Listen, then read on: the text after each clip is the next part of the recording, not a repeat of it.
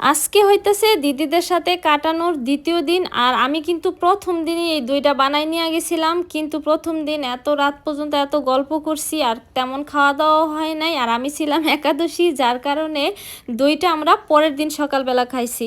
আর আজকে হইতেছে আমরা একটু ঘুরতে যাব, তো খাইয়া দাইয়া ঘোরার জন্য রেডি হইলাম। আর এই যে দেখেন এইখানে দিদিদের বাসা নিছিল, আর আমরা হইতেছে দিদিদের বাসার থেকে আর একটু 10-15 মিনিট ভিতরে থাকি।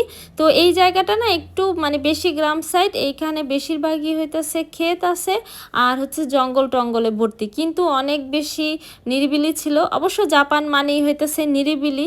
তো যাই হোক, এরপরে চলে আইসি আমরা একটা পার্কে, আর এইটা হইতেছে তোসিকি কেনের ওয়ামপাকু কয়েন। এইখানে না আমরা অনেকবার আইছিলাম আমার পোলাগনিয়া, কিন্তু মানে এই জায়গাটা এত সুন্দর আর পার্কটা এত বড়, তো ভাবলাম যেহেতু সাত্বিক মানে ছোট মানুষ, তো এই পার্কটাতে গেলে অনেক বেশি মজা করতে পারবো। তো এই কারণে এই পার্কেই আসলাম। এখন পার্কে আসার পরে মানে কোন জায়গা থেকে ঘোরা শুরু করবো এটাই বুঝতেছিলাম না, এত বড় পার্ক। আর পর্ব এখানে উঠে লাফাইতেছিল, আমি কই যে আয় তোর দুইটা ছবি তুললা দেই, লাফাইতেছ যেহেতু। সত্যি কথা কইতে পার্কে যদি এরকম লেকের মতন থাকে না, মানে এরকম স্বচ্ছ জল, চারপাশে সবুজ, আমার না অনেক ভালো লাগে। আর পার্কটা যে কি সুন্দর, চারিদিকে সবুজ আর সবুজ। পরে যাবে না, এই পাশ দিয়ে যাব আমরা। তুমি এখন কোথায় যেতে চাও সেটা বলো। ওখানে কে আছে? দাদা। দাদা আছে। আর এই দিকে পৃথুমিদু এই ট্রেন দেখে এখন এটার মধ্যে উঠবো।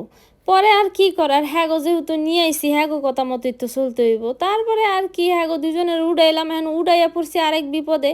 পৃথু কয় আমি সামনে বমু, মৃদু কয় আমি সামনে বমু, মানে সামনে যাইব হ্যাঁ আর কি মেনলি এটা চালাইতেছে, এইটা ওর কাছে মনে হইতাছে।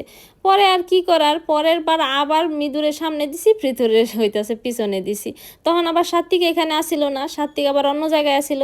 হে আইয়া দাদা আর হ্যাঁ উঠছে দুইজন। ওই দিনের ওয়েদারটা না আসিল খুবই ভালো, আর পোলাপাইন দৌড়াদৌড়ি করে অনেক বেশি মজা করতে পারছে, গরমে ঘামে ভিজা গেছে গা। এখন হ্যাগো খিদা লেগে গেছে, আমগো খিদা লেগে গেছে। পরে আমরা খাইতে ঢুকলাম একটা রেস্টুরেন্টে, এখন খাওয়া দাওয়া কইরা একদম ডিরেক্ট বাসায় পড়ছি। দিদিরা তো কোনো মতেই আমাদের বাসায় আসবো না, মানে অনেক বইল্লা কইয়া বুঝাইয়া টুজাইয়া অনুরোধ কইরা তারপরে নিয়ে আইছি। মানে ওনারা মনে করতেছে যে আমাদের বাসায় আসলে আমাদের আবার ওইটা সেটা করতে হইব, কিন্তু আমরা কিছুই করি নাই।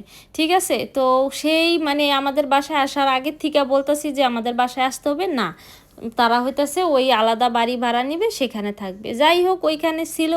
এখন কথা হইতেছে যে মানে আসছে তো আসছে, এমন প্রশংসা আমার শুরু করছে, মানে কি আর কইমো। হ্যাঁ, মানে প্রশংসা করতে করতে আমার একেবারে শেষ করে হালাইতেছে, আমি তো পুরা লজ্জাই পড়ে গেছি। এই কথাটা তো সত্যি যে এক পক্ষ থেকে কখনো কিছু হয় না, মানে ওনারা আমাদেরকে এত বেশি আপন করে নিছে মানে প্রথম দিনেই। তো এখন সেই হিসেবে তো আমরা ওনাদেরকে কিছুই করতে পারি নাই। হ্যাঁ, শুধু আমরা সবাই মিলে একটু ঘুরতে গেছিলাম, সেইটা নিয়েই যে এত মানে প্রশংসা, মানুষ যে এত অল্পতে এত খুশি হয় আর এত প্রশংসা করে আমি তো ভাবতেই পারি নাই। এখন কথা হইতেছে যে মানে দিদি আমার বাসায় আইয়া খালি কইতেছে যে আমি কি কাম করুম কি কাম করুম। চিন্তা করেন, এত বড় একটা সেলিব্রিটি সে আমার বাসায় কাজ করবে। এখন আমি বললাম যাক, তুমি যেহেতু এতই কাজ করবা তাইলে এই যে আমরা ফুচকা খাইমু, এই ফুচকাটার যে মেইন টক সেইটা, যেটা না হইলে আর কি স্বাদ হয় না, সেইটা তুমি বানাও। এরপরে ফুচকার সব কিছু রেডি হওয়ার পরে দাদাই বানাইতেছিলাম, আমি ভাবছি দাদাই মনে প্রথমে টেস্ট করবে, কিন্তু কাহিনী এটা না। কাহিনী হইতাছে দাদা সব সময় দিদিরে আগে খাওয়াই দেয় তারপরে নিজে খায়। সেইটা অবশ্যই যখন কাছে থাকে, দুজন যদি দুই জায়গায় থাকে সেটা তো আর সম্ভব না। এই জিনিসটা যে আমার মানে কি ভালো লাগছে সেইটা আমি বলে বুঝাইতে পারব না। মানে আমার স্বামী যদি আমার এরকম একটু দিত, আহা। যাই হোক, ওইটা কল্পনা আমার। সেটা নিয়ে আমরা বহুত আশাআশি করছি, মানে আমি প্রথমে ভাবছিলাম যে দাদার জন্যই মনে হয় বানাইতেছে। সত্যি কথা, আমি যখন এই ভিডিওটি দেখি না আমার খালি মনে হয় যে সত্যি কি ওনারা আমাদের বাসায় আসছিল। আসলে ওনাদের নিয়ে আমি যত বলবো আমার মনে হয় কম হইব, কারণ মানে মানুষগুলা না এত বেশি ভালোবাসা দিছে আমাদেরকে, মানে মানে বিশ্বাস করা যায় না। কারণ আমাদের সাথে প্রথম দেখা হয়েছে, ঠিক না? তো আমাদের তো চিনে না, আমরা যেন তাদেরকে চিনতাম ভিডিও দেখে, তো তারা তো আর আমাদেরকে চিনতো না।